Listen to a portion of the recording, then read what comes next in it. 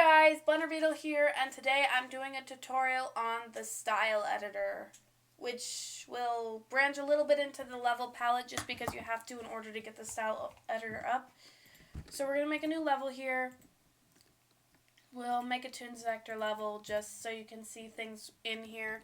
We're going to call this color 5 because I think I've made color 1 through 4 for previous reasons. Anyway, what you get here is your palette comes up. You've got your two default colors. This is basically your no fill option, and this is straight black, completely black and full opacity, which is this little checkerboard board down here tells you where your matte filter is at. So we're gonna go ahead and make a new style here so we can mess with it. And with that style, we're going to make a circle and we're going to fill it. And actually, we're going to fill the line with a different color just so you can see. I can't tell yet if that's... Okay, it filled. Fill just so you can see it only in the center with a nice boundary there.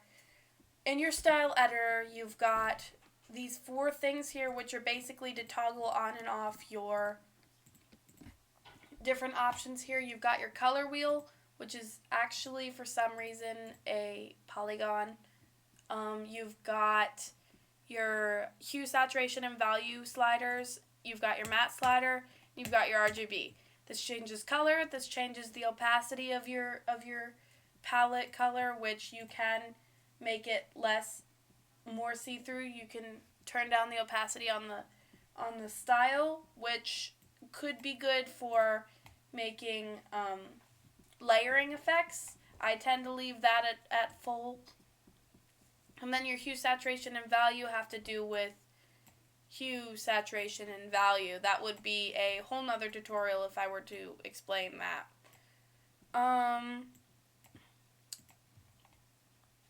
Next, other things you have in here are the apply and the auto apply.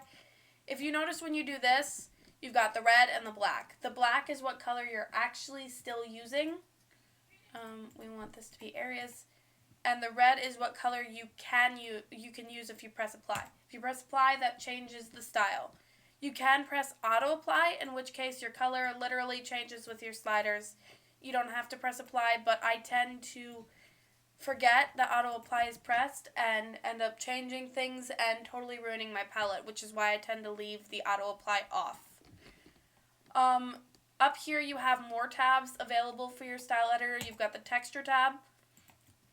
When you apply it, it creates a nice little texture in there. You've got lots of different textures. Just a note, if you do this in the Toonz raster level, this is going to show up as a plain color until you press preview. So we're going to go ahead and make a new level, Toonz raster. Call this color, we'll just call it color 5 so that I don't have to worry about it. And if you make a circle in here, it's still tied to your palette in that you're changing your style still changes your image here. But if you go to texture and you apply this, you're getting just a color until you click preview, in which case it gives you it. And also preview is a great way to check if your background color has been set properly, because it'll give you this checkerboard pattern in the back if there's nothing there. So we'll go ahead and delete the raster level because that's not necessary for the rest of the tutorial. Next to the texture tab, you have special tab, which is more designed for lines, which if you zoom in you can see the lovely dotted line thing we've got here going on here. Or you can make it lines, you can make it this thing, but when it's that small you can't actually see the orange in it. And also for these, if you change the color here, it does change the style, but within the parameters of the special that you've chosen. So some that are more suited for lines and some that are more suited for fills. Like if you come over here, all these ones at the bottom here, or all these ones at the top here, if you pick a line, you're going to get an empty fill because it's a line. It's not designed for that. But if you pick these ones at the bottom here, you get an off-center fill that was not apparently designed for circles. All lovely effects that get applied. Next to your special, you've got custom. This is, again, designed for lines. So we're going to actually go back to texture, and we're going to apply a texture here. Then we're going to go to this one.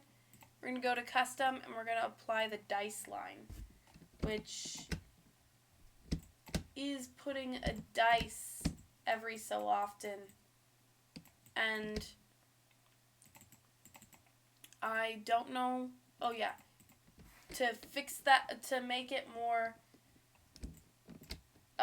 frequent, you could come to your settings tab, turn down the distance, and apply. And now you're getting the dice more frequently. For every application, you're gonna have different settings depending on what custom you're using. Like I'm gonna put this down to 1, and that's gonna make me a nice little dotted line because it's so close together. Next to the custom, you've got vector brush, which is not as interesting as it sounds. Honestly, it's more line styles, very little options in there. I do quite like the Greek key, but it doesn't work as well on circles. It works better on straight lines. So we're gonna, and there's also this one. But the reason I'm putting on this one is sometimes you get these little things down here. You get extra palette stuff. If you come over here and you click it, you can change the individual colors inside it. Like you can make these all blue, although that would be kind of silly if you were to make them all blue and then it'd just basically be a squiggly line. But then if you zoom in here till you can see it, you're getting all blue. Say you want some bright red in there. Shows up there. I don't seem to have very many settings for this, but if you were to do a straight line, let's do one of those real quick. A line.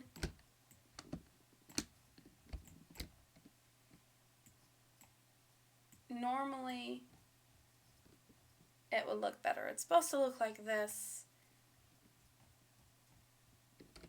Let's try drawing a line.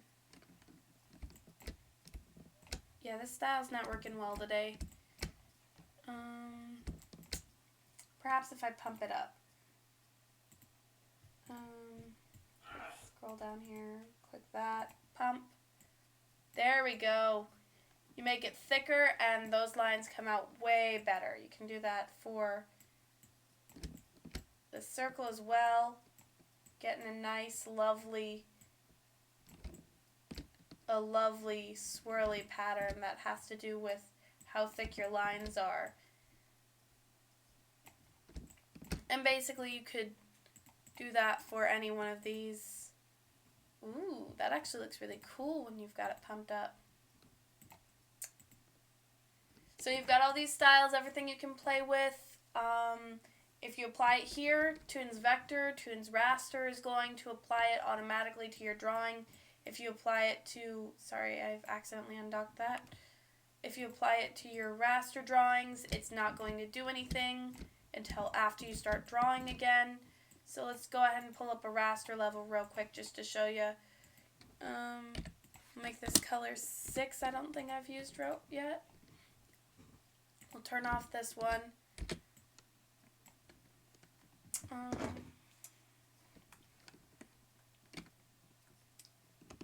Apologize, it's because I was in the other one. Go to custom, turn it on.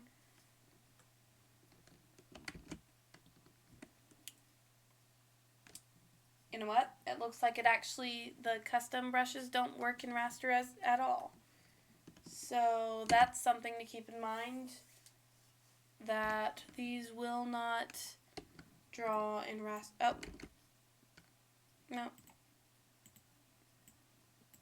These won't do anything in raster. So Toonz Vector, Toonz Raster for these special textures, and raster more for straight drawing. Hope this was helpful. Hope you learned a lot. If you have any questions, put them in the comments below. Don't forget to comment and subscribe.